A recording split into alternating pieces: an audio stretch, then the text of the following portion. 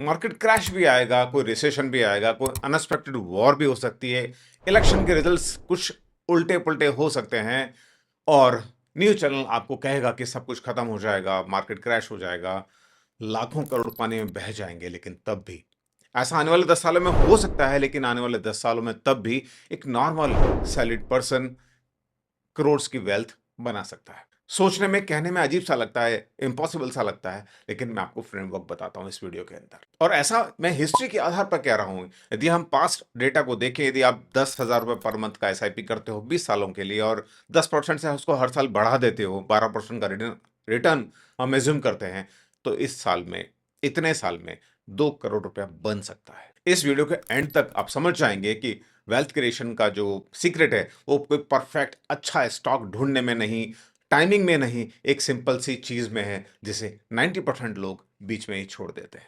अगर आप वो गलती अवॉइड कर गए, तो आप उन 90% लोगों से आगे हो जाएँगे।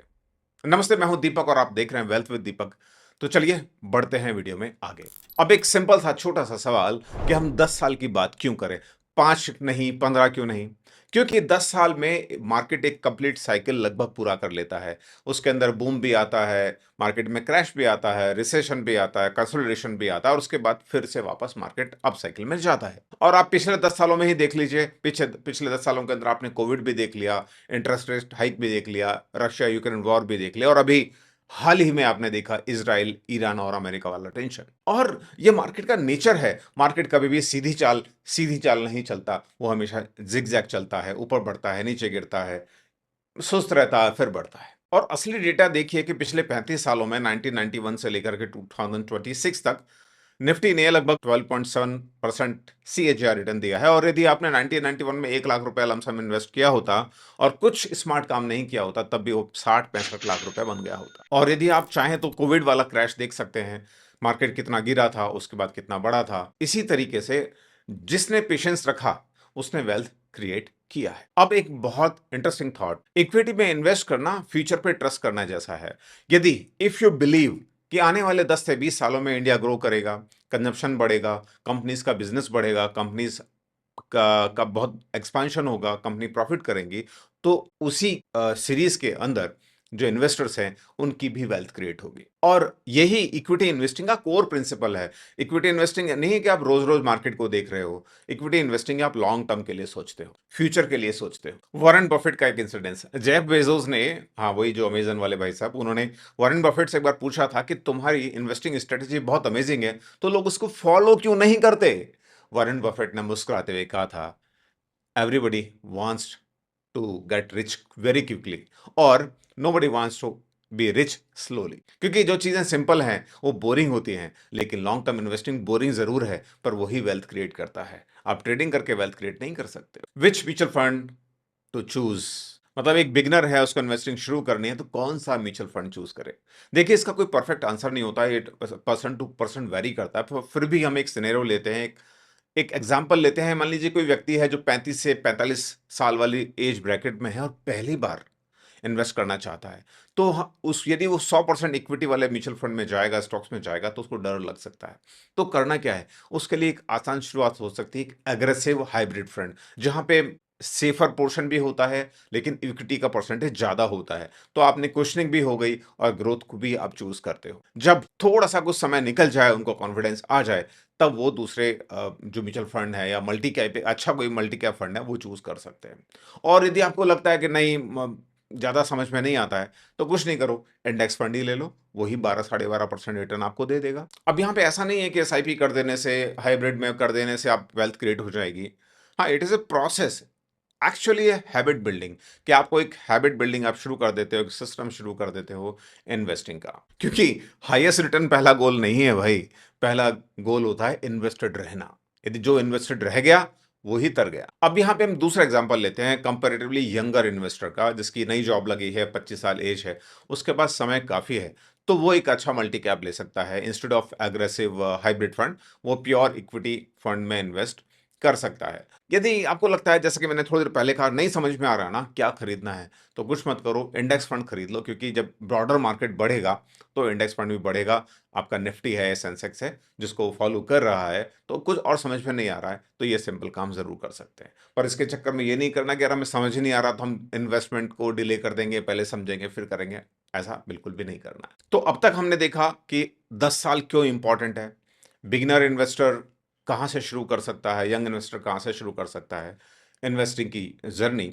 अब बात आती है कि इन्वेस्टमेंट कितना करें, 5,000 करें, 10,000 करें, 15,000 करें, 20,000 करें। बट मैं कहता हूं उससे इंपॉर्टेंट एक चीज है कि इन्वेस्टिंग का एक फ्रेमवर्क आपको डिसाइड करना है, और वो फ्रेमवर्क है पे योर सेल्फ फर्स्ट। यानी कि सैलरी आई, आपने उसका 10% 20% जो आपने डिसाइड किया हुआ है उस पैसे को आपने अलग पहले ही निकाल दिया और इन्वेस्ट कर दिया। उसके बाद जो पैसा बचा उसमें आपकी ईएमआई जाएगी, उसमें आपका रेंट जाएगा, उसके आपके खर्चे जाएंगे। ये फ्रेमवर्क डिसाइड करना पहले जरूरी है, बजाय इसके कि कितना अमाउंट डिसाइड करना है। पर प्रॉब्लम यह है कि मैक्सिमम लोग क्या करते हैं, पहले सैलरी आई, अपने वो खर्चे निकालेंगे, रेंट निकालेंगे, ईएमआई निकालेंगे, शॉपिंग निकालेंगे, उसके बाद कुछ बचा तो उसको इन्वेस्ट कर देंगे। पर ऐसा करना बिल्कुल भी नहीं है। जो समझदार इन्वेस्टर है वो रिवर्स करता है, पहले सैलरी आती है, इनकम आती है, पहले इन्वेस्ट करता है, उसके बाद खर्चे करता है। अब इसी बात को हम एक एग्जांपल से समझते हैं। राहुल नाम का एक व्यक्ति है, उसकी 80,000 रुपए उसकी सैलरी है। उसने सोचा कि मैं 20,000 रुपए इन्वेस्ट करूंगा।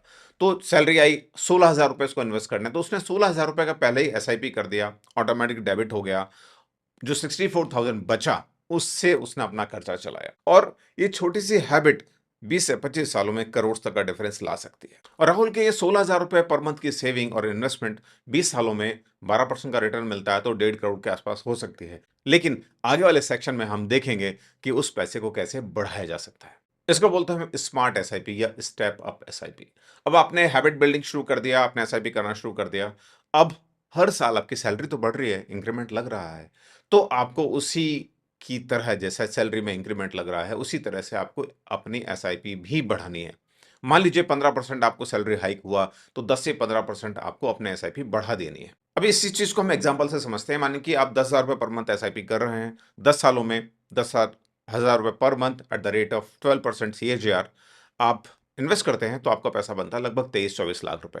लेकिन वहीं आपने यदि इसको 10% हर साल बढ़ा दिया, तो ये अमाउंट बन जाता है 33 लाख रुपए। और इसका और ज्यादा इंपैक्ट देखना है तो 20 साल में दिखेगा। 20 साल में वो पैसा विदाउट स्टेप अप लगभग 1 करोड़ है, लेकिन स्टेप अप करते हैं 10% हर साल, तो वो हो जाता है 2 करोड़ रुपया। तो ये छोटा सा इंपैक्ट, छोटा सा 10% वाला, लेकिन उसका जो इंपैक्ट है वो बड़ा क्रिएट होता है over the longer period of time. अब मैं आपसे सवाल पूछता हूं, यदि मार्केट 30% यहां से और गिर जाए, ऑलरेडी पिटा हुआ है और लोग कह भी रहे हैं कि 20% तक गिर सकता है, मैं कह रहा हूं 30% गिर जाए तो आप क्या करोगे? ऐसा भी बंद कर दोगे, इन्वेस्टेड रहोगे, या और पैसा डालोगे? तो ये सोच करके आप लिखो, जब तक हम बढ़ते हैं वीडियो में आगे। अब बात करते हैं मार्केट क्रैश की। मार्केट क्रैश फ्रेंड है या एनिमी है? हर इन्वेस्टर की लाइफ में ना मार्केट क्रैश आते हैं और वो एक्सपीरियंस करता है। जैसे 2008 में मेरा पहला मार्केट क्रैश मैंने फेस किया। और सच बताऊं, ऑनेस्ट डिस्क्लोजर के 2007 में मैंने डायरेक्ट स्टॉक में इन्वेस्टिंग शुरू किया था। 2008 में मार्केट फॉल आया और मैंने अपना पोर्टफोलियो बेच दिया। ये मेरी गलती थी, ये मैं एडमिट करता हूँ। हालाँकि मैंने मेरे एसआईपी जो 2006 में शुरू किए थे, वो नहीं बंद किए थे, लेकिन जो डायरेक्ट स्टॉक्स मैंने खरीदे थे, उस समय वो बेच दिए थे। और मार्केट उस समय 60% या 64% के आसपास गिरा था, लेकिन वापस रिकवर हो गया था। उसी तरह का फॉल 2008 कोविड के टाइम पे आया, मार्केट 34-38% गिरा और मार्केट फिर से वापस न्यू ऑल टाइम हाई उसने बना लिया। तो ये मार्केट साइकिल हैं, मार्केट क्रैश आएगा, मार्केट रिकवर होगा और न्यू हाई बनाएगा। लेकिन अब आप पे डिपेंड करता है, क्योंकि मार्केट क्रैश आपके कंट्रोल में नहीं है, लेकिन आपका बिहेवियर आपके कंट्रोल में है। अब मार्केट क्रैश के टाइम पे आपको डरना चाहिए, खुश होना चाहिए। यदि आपका लंबा होराइजन है, 10 साल तक का है, तो आपको खुश होना चाहिए। इसको ऐसा समझो कि आपको एक फेवरेट अपना फ़ोन लेना था और उसमें 30% की सेल लगी हुई है, तो आप क्या करोगे? सेल पे फ़ोन को खरीदोगे ना? उसी तरह से आप इस इन्वेस्टमेंट को समझिए कि मार्केट में 30% की सेल लगी हुई है और आपको सेल का फ़ायदा उठाना। क्योंकि जब मार्केट गिरता है तो आपके जो यूनिट्स हैं वो ज़्यादा आपको मिलते हैं, क्योंकि उनका एनएवी गिर जाता है, प्राइस कम हो जाती है। एनएवी मतलब नेट एसेट वैल्यू, जो म्यूचुअल फंड्स की यूनिट्स हैं उनकी। तो अब ज़्यादा यूनिट्स आपको मिलती है। ऐसा नहीं है कि अब ज़्यादा यूनिट्स मिलने से आप ज़्यादा वेल्थ क्रिएट कर रहे हो, लेकिन अल्टीमेटली जब उसकी प्राइस बढ़ेगी, तो आपको उसका जो आपका वैल्यू है वो ज़्यादा बढ़ जाएगा। मैं मानता हूँ कि जो पहला मार्केट क्रैश है वो इमोशनली आपको डिस्टर्ब कर सकता है। लेकिन जिसने कोई भी एक मार्केट क्रैश सर्वाइव कर लिया, तो उसकी फाउंडेशन मजबूत हो जाती है। जैसे मैंने पहला क्रैश 2008 का मैंने देखा, जिसको मैंने एक्सपीरियंस किया।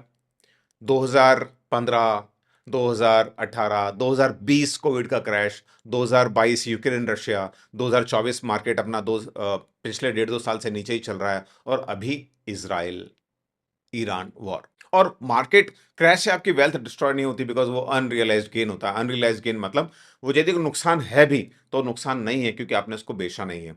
वो अनरियलाइज्ड गेन है। लेकिन नुकसान वहाँ नहीं होता, नुकसान होता है आपकी साइकोलॉजी से। लोग कहेंगे भैया बेच दो, लोग कहेंगे मार्केट अब खत्म हो जाएगा, लोग कहेंगे पता नहीं क्या हो जाएगा, दुनिया खत्म हो जाएगी। और जब दुनिया खत्म हो जाएगी तो पोर्टफोलियो का क्या करोगे? इसलिए बेच के भी क्या फ़ायदा? एक इंपॉर्टेंट मैं बात बताता हूँ, पहले भी मैंने शायद शेयर की होगी। 2008 में मैंने मेरे स्टॉक्स बेच दिए थे, और 2020 का जब मार्केट क्रैश आया, क्योंकि मेरे पास एक्सपीरियंस था 2008 वाले मार्केट क्रैश का, तो 2020 में मैंने फिर से एग्रेसिवली डायरेक्ट स्टॉक्स के अंदर एंट्री की। अब ये ज़रूरी नहीं है कि अ, हर मार्केट क्रैश में सिमिलर पैटर्न रिपीट हो, चाहे 2008 का हो या कोविड का हो या आने वाला कोई और फॉल हो, लेकिन एक चीज़ हमेशा सेम रहेगी, साइकोलॉजी। तो उस मार्केट कंडीशन में आप किस तरह से बिहेव करते हैं, वही तय करेगा कि आपकी वेल्थ फ्यूचर में किस तरह से जाती है। अब एक काफ़ी बड़ा सवाल, मार्केट से पैसा कब निकालें? यदि आपने किसी गोल के लिए पैसा इन्वेस्ट किया है, रिटायरमेंट है, बच्चे की एजुकेशन है, घर बनाना है, और वो आने वाले डेढ़ 2 साल के अंदर अचीव हो रहा है, तो क्या आपको अपने इन्वेस्टमेंट बेच देने चाहिए या उनको कंटिन्यू रखना चाहिए?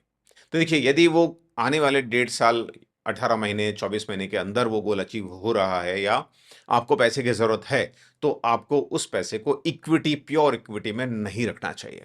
बिकॉज़ यू नेवर नो, आप ये सोचो कि भई आज जून 2026 चल रहा है और मुझे दिवाली के आसपास पैसे की ज़रूरत है, या 2 महीने बाद पैसे की ज़रूरत है, तो बहुत बड़ी मिस्टेक हो जाएगी, क्योंकि यू नेवर नो मार्केट किस तरफ जाएगा। तो सबसे अच्छा तरीका है कि आप डेढ़ साल, 2 साल पहले उसको सेफर इंस्ट्रूमेंट की तरफ ले जाओ। और यदि हम इसको थोड़ा एक फ्रेमवर्क देने की कोशिश यदि मैं करूँ, तो अब जैसे इस टेबल में आप देख पा रहे होंगे कि मान लीजिए time to left to the goal, यानी कि 5 साल से ज़्यादा का गोल आपके पास बचा है, तो आप 80 से 100% इक्विटी में रह सकते हो।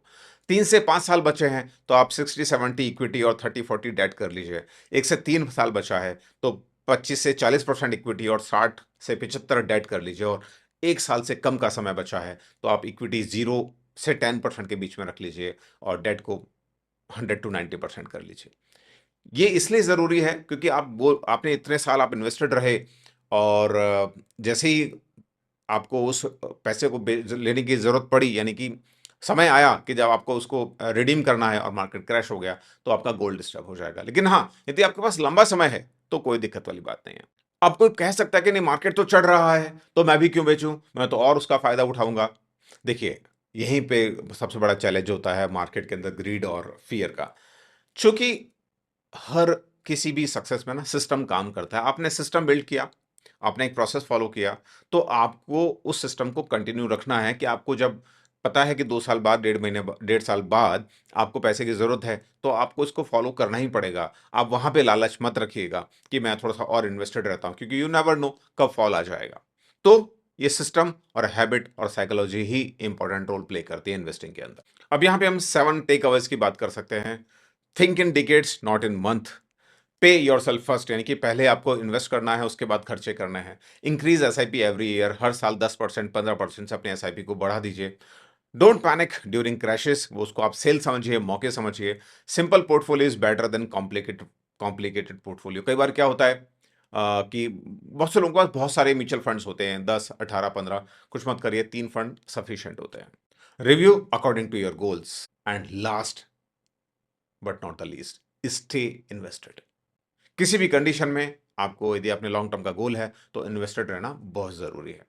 लेकिन एक बात मैं ये कहूँगा कि सभी लोग कहते हैं एसआईपी करो, लेकिन आप केवल एसआईपी आप करोगे ना, तो वेल्थ क्रिएट नहीं होगा। You need to be smart enough. तो एक स्मार्टनेस का तरीका हमने बताया कि आप स्टेप अप कर दीजिए, वो एक स्मार्टनेस है। और एक तरीका और है, जिसकी बात डिटेलिंग में नेक्स्ट वीडियो में करूँगा, जहाँ पे हम किस तरह से और एक स्मार्ट तरीका एसआईपी करने का कर सकते हैं, जो कि बहुत कम लोग करते हैं, और आप करोगे तो उसका फ़ायदा आपको मिलेगा। और आखिर में एक इम्पॉर्टेंट बात, सब लोग बोलेंगे कि हाँ भाई ठीक है, चलो ये अच्छी बात है इन्वेस्ट करना, लेकिन कौन से म्यूचुअल फंड में करें?